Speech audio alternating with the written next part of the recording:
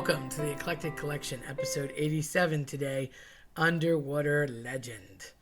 So what's that about, you ask? Well, one of my favorite things to talk about. No, not Titanic. I'm sure we'll do an episode about that soon because I heard that there's an exhibition going on in New York and LA that's really cool. But that's another time for another day. Lochness Monster, baby. I have always been fascinated by Scotland, and yet it's one of the countries I have not been to, so regrettably I have to fix that. I guess because I have Shetland sheepdogs and little collie dogs and little Sheltie dogs, and always have. It's like our brand, our breed that we always buy. So I have a deep connection to Scotland for that, despite having actually no connection at all. And I love their accent, but apart from that, not really down with haggis. Not gonna lie, not down with haggis. Can't say their cuisine attracts me, but bagpipers are cool. Not gonna lie. Anyhow, the Loch Ness Monster is just one of those things I always heard about growing up, and in the '80s it seemed to be talked about a lot. I don't know why I'm attracted to it. Maybe because I love aquatic things, and it was basically like this aquatic dinosaur that everybody always talked about. A cool sea serpent that nobody ever really knew much about, but that was allegedly in the lake, and it would get you, or a loch as the case may be. And they kind of painted it like he was cool. And it's funny because it started as a story to scare kids to not go in the lake. So allegedly there is no Loch Ness Monster, and it was just something that Scottish people told the kids not to go in the lake. My question is, why were you telling the kids not to go in the lake? Was it because it was too deep and they would drown, or was it because they really thought something was in there, or were there, like, I don't know, eels, sharks, piranhas, something else going on in the lake?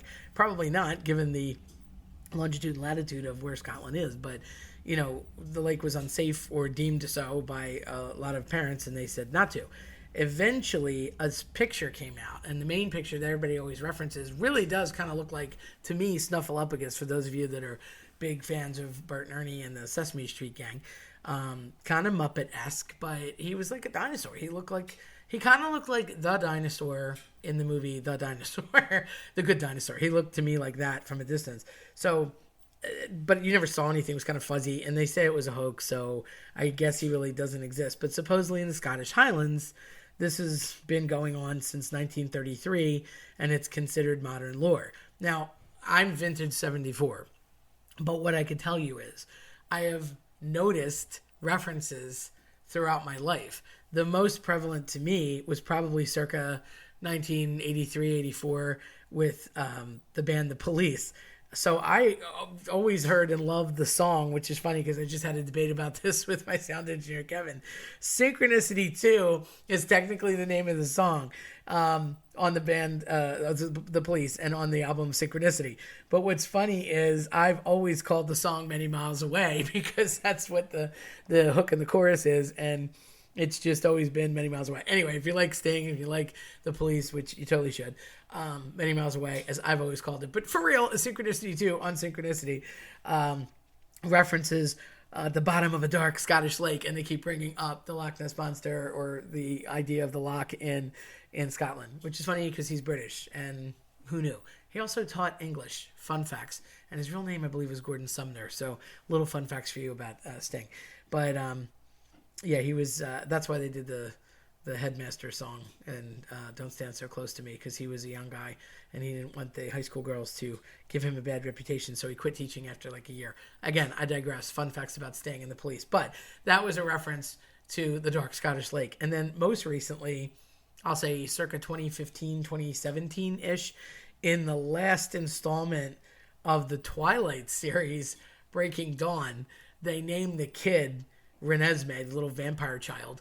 And at one point, Taylor Lautner playing Jacob says Ness, and he keeps calling her Ness, Nessie. And when Kristen Stewart wakes up as Bella in the vampire-induced morphine coma that they put her in, she's like, "You named my daughter after the Loch Ness Monster?" and freaks out because he gave her a nickname. So that was just a modern-day reference to it. But I feel like in the 80s, everybody was always like, had a picture or was talking about it. It was like the modern day Bigfoot. So it was just a bunch of lore, and apparently there is no Nessie.